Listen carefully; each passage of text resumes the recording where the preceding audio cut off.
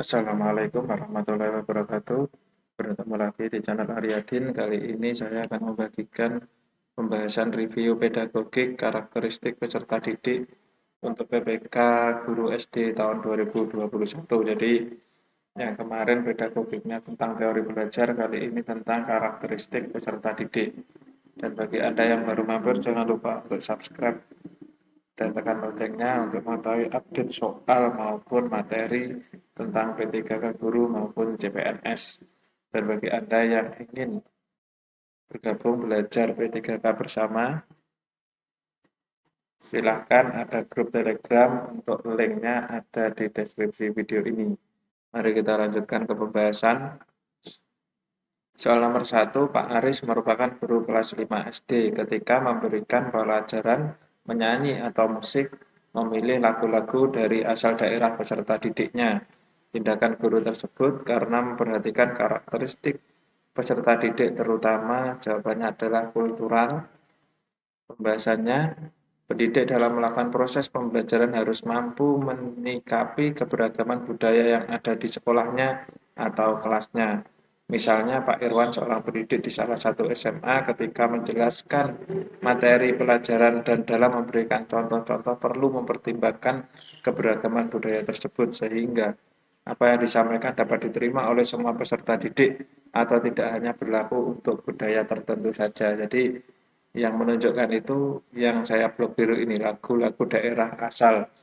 Apa manfaatnya bagi peserta didik lain juga akan mengetahui budaya dari daerah teman-temannya. Jadi guru harus memperhatikan karakteristik peserta didik, yaitu kultural. Soal nomor 2, pada saat pembelajaran berlangsung, guru mengingatkan peserta didik yang kurang semangat dan kurang aktif dalam belajar. Tindakan guru tersebut berarti memperhatikan aspek. Jawabannya adalah yang A, yaitu motivasi. Ini jelas karena ada kata kurang semangat dan kurang efektif atau kurang aktif, berarti ini motivasi. Motivasi adalah suatu kondisi yang menyebabkan atau menimbulkan perilaku tertentu, yaitu ini. Mengingatkan itu kan nanti menyebabkan atau menimbulkan perilaku menjadi lebih semangat atau lebih aktif. Dan yang memberi arah dan ketahanan pada tingkah laku tersebut.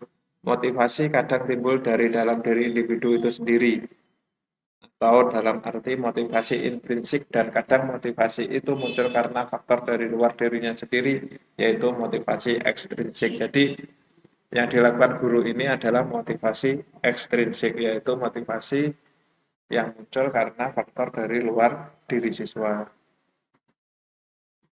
Soal nomor 3, perkembangan moral peserta didik atau anak menurut Kohlberg terdiri dari beberapa tahap.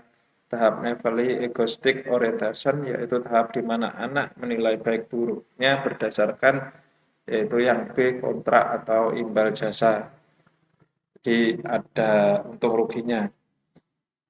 Pembahasannya aspek Navally Egoistic Orientation, yaitu orientasi anak atau peserta didik pada instrumen relatif.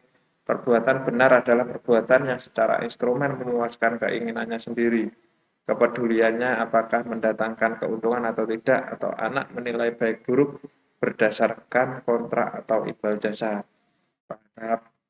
Pada tahap pra-konvensional, peserta didik memiliki rasa takut akan akibat negatif dari perbuatannya. Jadi pada tahap ini, peserta didik itu menilai baik buruknya jika diberi imbal jasanya. Jadi yang diberikan sesuatu itu dinilai baik, sedangkan yang tidak dinilai buruk. Soal nomor 4, peserta didik dalam satu kelas gaya belajarnya beragam, ada yang visual, auditori, dan kinestetik. Namun kegiatan pembelajaran selama ini masih banyak yang konvensional klasikal. Agar dapat memenuhi ketiga gaya belajar tersebut, guru perlu, jawabannya adalah menggunakan media audio, video, dan percobaan.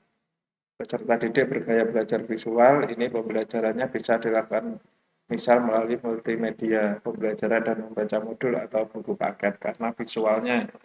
Sedangkan yang bergaya belajar auditori, pembelajaran diputarkan CD, audio, pembelajaran, dan mendiskusikan suatu topik secara verbal.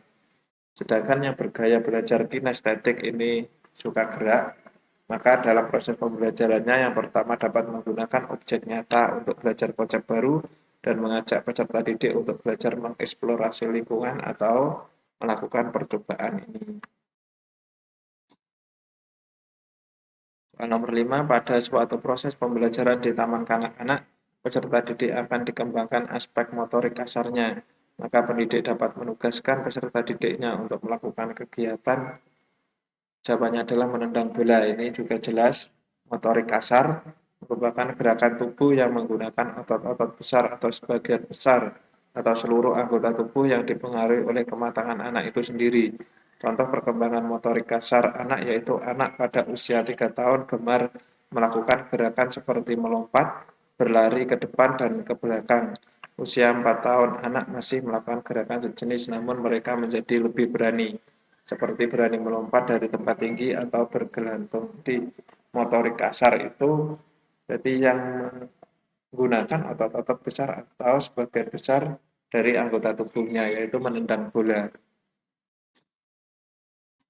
Soal nomor 6, Pak Anton ketika akan melakukan kegiatan pembelajaran dengan topik tata surya melakukan perintah terlebih dahulu dengan maksud ingin mengetahui pengetahuan dan keterampilan yang telah dimiliki peserta didiknya. Sebagai patokan untuk memulai pembahasan topik tersebut, hal ini berarti Pak Anton memperhatikan karakteristik peserta didik dalam hal yaitu kemampuan awalnya. Kemampuan awal atau entry behavior menurut Ali merupakan keadaan pengetahuan dan keterampilan yang harus dimiliki terlebih dahulu oleh peserta didik sebelum mempelajari pengetahuan atau keterampilan baru. Pengetahuan dan keterampilan yang harus dimiliki terlebih dahulu maksudnya adalah pengetahuan atau keterampilan yang lebih rendah dari apa yang akan dipelajari. Di ini kata kuncinya saya blok biru ini yaitu untuk memperhatikan karakteristik peserta didik bagian kemampuan awalnya. Soal terakhir nomor 7, perkembangan kognitif peserta didik sekolah dasar berada pada taraf operasional konkret, sehingga mereka merasa kurang memahami materi pelajaran yang disampaikan gurunya secara verbal saja.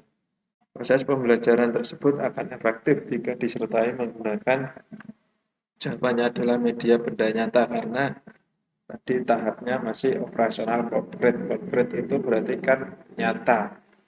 Ini menurut PAC, anak pada usia 7 tahun akan memasuki tahap operasional konkret, di mana anak sudah mampu berpikir rasional seperti penalaran untuk menyelesaikan suatu masalah yang konkret atau aktual atau nyata. Jadi bendanya itu harus nyata sama pembelajaran sapi, berarti bendanya ya harus tahu sapi. Kalau gambar kan masih bingung, itu gambar sapi. Jadi operasional konkretnya itu dengan menggunakan benda nyatanya atau benda aslinya. Cukup sekian penjelasan dari saya mengenai modul pedagogik karakteristik peserta didik. Nantikan pembahasan soal-soal yang lain dan jangan lupa untuk subscribe untuk mengetahui update-nya. Saya akhiri cukup sekian. Wassalamualaikum warahmatullahi wabarakatuh.